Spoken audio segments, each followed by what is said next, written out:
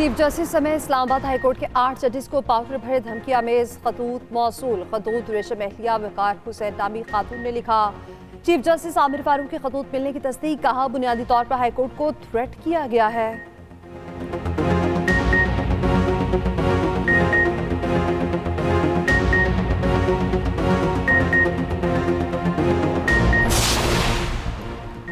इस्लामाबाद से इसाकडार टेक्नोक्रेट, सिंध से फैसल वावड़ा जनरल नशिस्त पर सेनेटर मुंतखब। इस्लामाबाद की जनरल नशिस्त पर राना महमूद उल हसन कामयाब। सिंध से पीपल्स पार्टी ने सेनेट की 10 नशिस्तें हासिल कर ली। एमक्यूएम को 1 नशिस्त मिली। पंजाब से टेक्नोक्रेट की नशिस्तों पर मुसद्दिक मलिक और मोहम्मद औरंगजेब कामयाब। अकलियती और औकाती नशिस्तें भी नून लीग को ही मिली।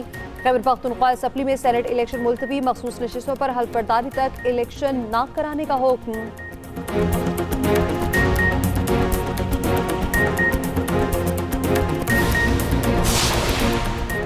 मुशरा बीपी को बनीगाला में जहर दिया गया। जिल्द और जुबान पर निशानात हैं। बानी पीटीआई का 190 मिलियन पाउंड केस की समाअत के दौरान जज से मुकालमा। अदालत के बानी पीटीआई को तिब्बी मुआयने से मुतालिक तफसीली दरख्वास्त देने की हिदायत।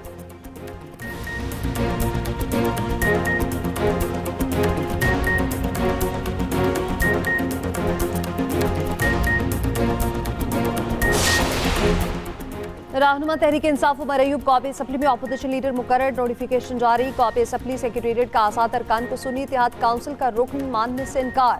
तहरीक इंसाफ का हिमायत याफ्ता तस्लीम कर लिया।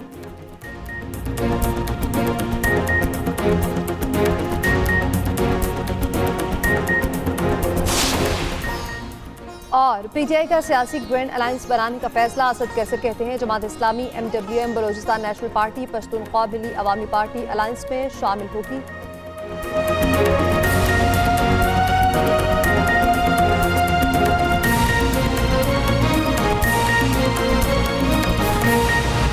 हम इस चीज का मुकाबला करेंगे, हम आखिरी हद तक जाएंगे, हम आखिरी बाल तक मुकाबला करेंगे। हम किसी भी सूरत में अपनी खवातीन की सीटें, जो उनका हक है, सूबे की खवातीन का हक है कि लोगों ने मैंडेट उनकी पार्टी को दिया है, उनके लोगों को दिया है, उनके नुमाइंदों को दिया है। इस तरह अक़लियत है, उनका जो हक है, हम उस पर कम्प्रोमाइज नहीं करेंगे, हम पीछे नहीं हटेंगे, हम मुकाबला करेंगे। हम इनको ये गैर आईनी तौर पर, ये इल्लीगल लोगों को हम यहाँ पे हल नहीं लेने देंगे। अपने हक पर कोई समझौता नहीं होगा, आखिरी हद तक जाएंगे। वजीर आला केपी अली अमीन गंडापुर डट गए। कहते हैं, आईनी तौर पर अपोजिशन की मखसूस नशिस्तें नहीं बनती। गैर कानूनी अरकान को हल्फ नहीं लेने देंगे। मुल्क में आइन को बार बार तोड़ा जा रहा है। ये सारा निज़ाम एक दिन जरूर बेनकाब होगा।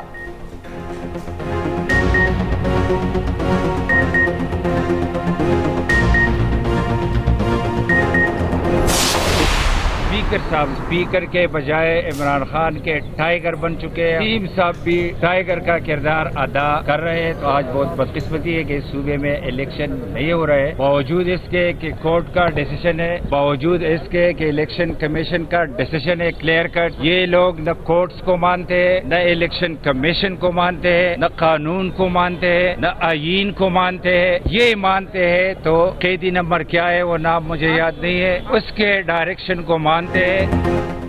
स्पीकर और डिप्टी स्पीकर केपी को नाअहल करार दिया जाए। मखसूस नशिस्तों पर मुंतखब अरकान पेशावर हाईकोर्ट पहुंच गए। दरख्वास्त में मौक़िफ़ इख्तियार किया। स्पीकर और डिप्टी स्पीकर के खिलाफ तौहीन अदालत कार्रवाई की जाए।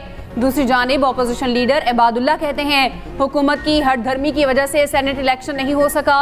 ये लोग आइन की नहीं, सिर्फ बानी पीटीआई की मानते हैं। वज़ीर इत्तलात पंजाब अज़मा बुखारी के भी तनकीदी निश्तर कहती हैं, एक और आइनी खिलाफ वर्जी का सहरा पीटीआई के सर जाता है।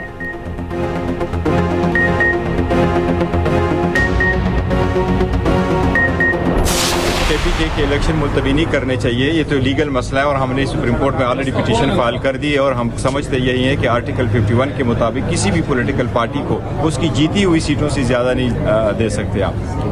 17 सीटें अपोजिशन की केपी की असम्बली में और 17 सीटों पे वो 30 सीटें और मांग रहे हैं जो उनकी है ही नहीं। केपी में सेनेट इलेक्शन मुलतवी नहीं होने चाहिए थे। चेयरमैन तहरीक इंसाफ बैरिस्टर गौहर की मीडिया से गुफ्तगू। कहा कि केपी में 17 नशिस्तों वाली ऑपोजिशन 30 मखसूस सीटें मांग रही है। किसी जमात को जीती हुई नशिस्तों से ज्यादा सीट्स नहीं मिल सकती। फैसल जावेद कहते हैं कि इलेक्शन कमीशन का इंतखाबात मुलतवी करना मुकम्मल गैर कानूनी है।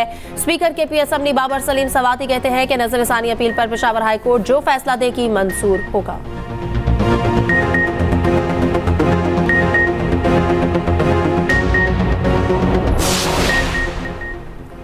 खैबर पख्तूनख्वा में आइन और कानून की खिलाफ वर्जी की जा रही है। ये वही फैसले मानते हैं जो इन्हें सूट करते हैं। वफाकी वजीर अमीर मकाम की पार्लियामेंट हाउस के बाहर मीडिया से गुफ्तगू। कहा पीटीआई का असल चेहरा अवाम के सामने आ गया है।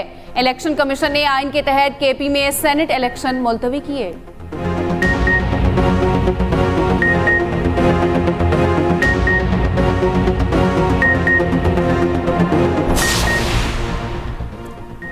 जजेस के खत की तहकीकात के लिए जुडिशल कमीशन बनाया जाए। लाहौर हाई कोर्ट बार ने सुप्रीम कोर्ट में आईनी दरखास्त दायर कर दी। मौक़िफ़ इख्तियार किया कि इंक्वायरी के लिए सुप्रीम कोर्ट के जजेस पर मुश्तमिल कमीशन बनाया जाए।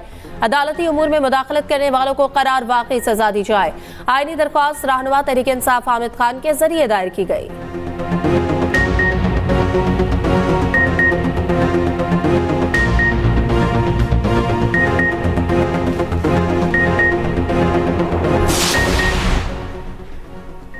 पाकिस्तान के 40% अवाम खत गुर्बत से नीचे। आलमी बैंक के मुताबिक रवा माली साल महंगाई की शरह 26% रहेगी। आइंदा माली साल महंगाई की शरह कम होकर 15% रहने की तवक्को है। रवा माली साल जीडीपी की शरह 1.8% रहने का इम्कान। आइंदा माली साल जीडीपी बढ़कर 2.3% रहने की तवक्को है। रवा माली साल ज़रई शरह 3% रहने का इम्कान है। सनती तरक्की की शरह 1.8% रहने की तवक्को है। करंट अकाउंट खसारा 0.7% रहेगा। मालियाती खसारे की शरह 8% रहने की तवक्को है।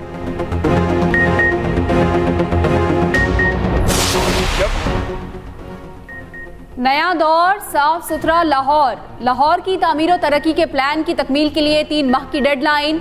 वज़ीर आला पंजाब मरियम नवाज हर 10 दिन बाद प्लान पर अमल दरामद का जायजा लेंगी।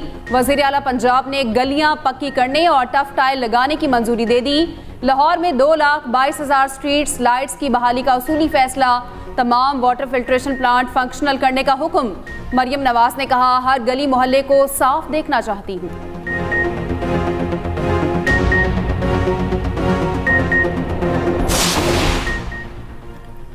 रेड लाइन बीआरटी की वजह से ताजरों को दुश्वारी नहीं होगी। गाड़ियों की ट्रांसफर पर कागजी कार्रवाई भी जल्द खत्म कर दी जाएगी। सिंध के सीनियर वजीर शर्जील इनाम मेमन की यकीन दहानी। कहते हैं कि सिंध हुकूमत ने हमेशा ताजरों के मसाइल तरजीही बुनियादों पर हल किए। गाड़ियों की रजिस्ट्रेशन समेत ताजरों के तमाम मसाइल हल किए जाएंगे।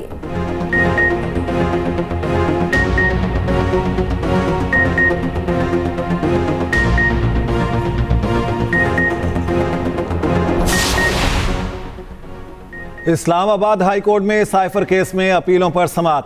बानी पीटीआई और शाह महमूद कुरैशी ने सजा के खिलाफ अपील दायर कर रखी है। उधर बानी पीटीआई अदलिया के हक में रैली निकालने के केस से बरी। इस्लामाबाद की सेशन अदालत ने असद उमर, अली नवाज अवान, राजा खुरम नवाज को भी बरी कर दिया।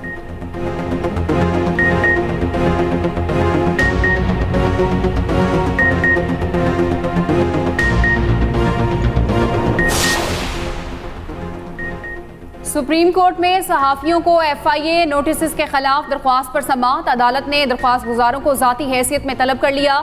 नोटिस जारी। चीफ जस्टिस काजी फाइज ईसा ने रिमार्क्स दिए, इदारों में अंदरूनी एहतसाब करने वाले मुआशरे तरक्की करते हैं। केस की समाअत गैर मुअय्यना मुद्दत तक मुलतवी।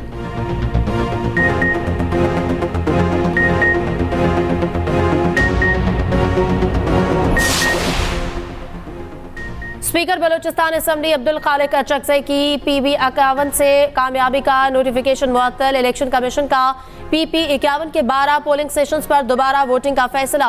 इलेक्शन कमीशन ने अब्बासीन अचकज़ई और असगर अचकज़ई की दरख्वास्त पर फैसला सुना दिया।